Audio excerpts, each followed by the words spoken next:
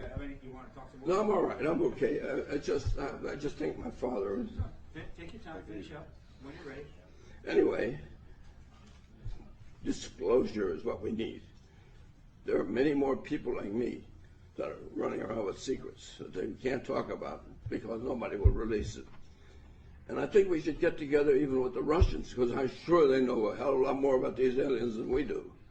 But it's a really important thing for us to know about this thing so we can go forward. They have technology that we haven't even dreamt of.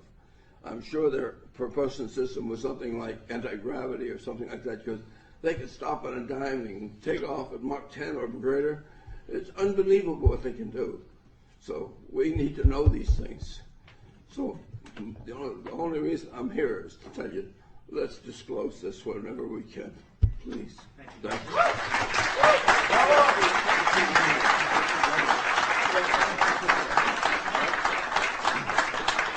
All right, very good. Now, at this time, obviously we have a lot of the public here today, and they're very enthusiastic about the issue. We also have some very objective, impartial, and biased press here as well. All right, now, would any of the media like to ask either of these gentlemen a question at this point? Any of the reporters? Alan? Can you tell us, Dr. Mitchell, exactly what the locals of Roswell told you, if you could remember specifically? Well, on the mic. The essence was that the Roswell event was an alien craft, that it was not of this planet. That's the essence. What they really told me was their particular, each one of them had some particular part of it, like a sheriff's deputy was controlling traffic but heard from what the other people what was going on. The family of the undertaker told about the small coffins that were created for the alien bodies.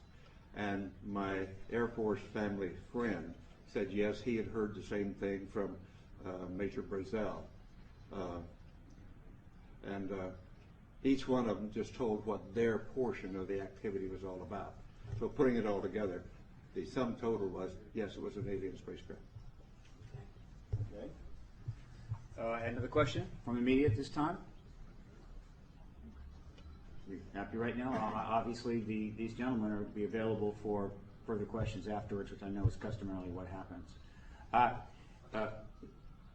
Just had a question about fellow astronauts talking to you about seeing space, UFOs in space. No, I have talked to all of the astronauts up through the Apollo program, and the only ones that have had UFO experience were in their Air Force careers, where, like this fine gentleman, were vectored to chase a UFO, never quite made it, couldn't quite get them in their sights or whatever. And that was Deke Slayton, and Gordon Cooper had his experience that's been well recited about seeing one land at Edwards Air Force Base, seeing the pictures of it. Some of the pictures disappeared into the vaults of Washington and never returned. But the military people that had UFO experience were in their Air Force careers before the astronaut program. And of course, being a military and a Navy pilot myself, the stories among airline pilots and other pilots, they're just all over the places. And we're all told, shut up about it. I never chased one myself, but all my friends that did, where it was all the same thing, don't talk about it. Let me point out that I lied to you earlier when I said we would end no later than 11 a.m. We will go past that because we did get started late and there's so many people here. Sue me. All right, now, I want to make a point. Both of the gentlemen, I think the news here today is, because this gentleman was interviewed back in October, that's not news, so for the news today is both of these gentlemen are calling on the, obviously since you want this done now, they're calling on the current administration to do this, the Obama administration, to exercise the disclosure event, to bring the information out and perhaps confirm the extraterrestrial presence. But they're not alone in that. If you do a cursory check on the internet, you can easily find that the former head of the transition team for the current president, the former chief of staff to President Clinton, the former advisor to President Clinton, John Podesta, and now the founder and the CEO of the Center for American Progress, has in this room, 2003, and in Melissa Gore room, 2002, called for exactly the same thing, the release of all UFO documents by the United States government. Pretty high-level person said that. But there just wasn't enough press follow-up on that. They didn't really query him. They did not go deeper. Perhaps they will now. Then in 2004, a very fine gentleman who is currently the governor of New Mexico, who ran for president, was a high-level and possible vice presidential pick, Bill Richardson, wrote in a foreword to a book published that year in the summer that the Roswell explanation put forward by the government didn't add up, that it didn't make sense, and that we needed to know what happened. And he called for the release of all the records on Roswell. Pretty high-level person. The press did not follow up. There was a question asked of him by Chris Matthews after the Philadelphia debate and the Democratic debates last year, and that was that. Well, we're back, and there will be others who will ask again, will you release these records? Will you release all documents? Will, in fact, you get to the truth of this? All right, so if you would, Milton, Dr. Mitchell, if you'll take your seats, we will move to the next person. Thank you, Doctor. Fantastic. Wonderful job. All right, the next person to come up will be Nick Pope, who for many years worked for the Ministry of Defense in the United Kingdom. He was a senior executive officer, and for 2 years was specifically assigned to investigate UFOs for the Ministry of Defense. I'm not sure that really anybody has had that role here, and certainly the United States government has done nothing in that since 1968 when they said there was nothing to check anymore. Obviously he's done this quite more recently, so apparently the UK government seems to be a little more diligent about this.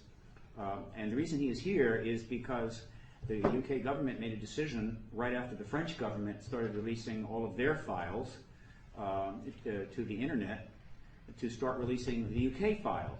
And they've done it in a time release fashion, so they're releasing thousands of files, and then they'll wait 6 months and thousands more, and then each time they do that, it generates a whole news cycle again as various reports come out alluding to events that happened in the news articles about these events all over the UK, generating hundreds and hundreds of articles. This has generated a lot of press in the UK, a lot of activity, there's a lot going on, and this gentleman has been in the middle of it all. And so we want him to brief you about that. And so Nick, will you come to the mic, please?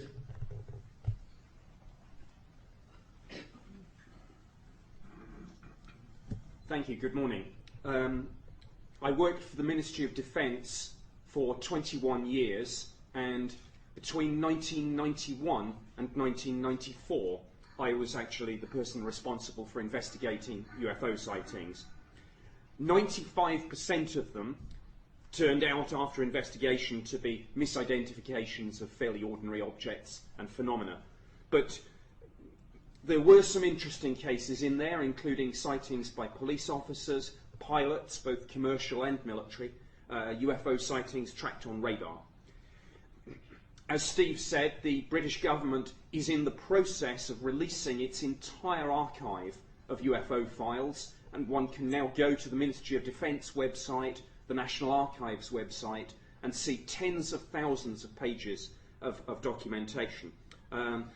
Most of the files are sighting reports, but there are also policy papers, including some classified up to the level secret UK eyes only, now declassified, of course.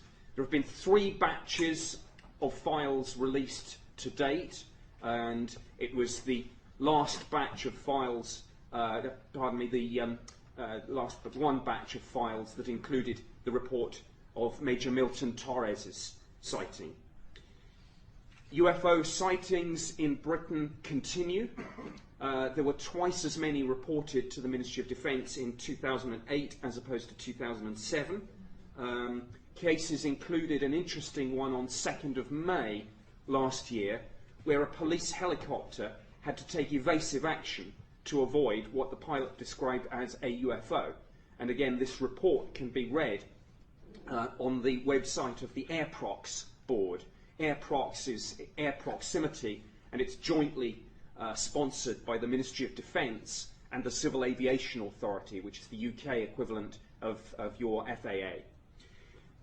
Bottom line, from a personal point of view, having worked on these files for 3 years, I don't know what UFOs are. But when one looks at cases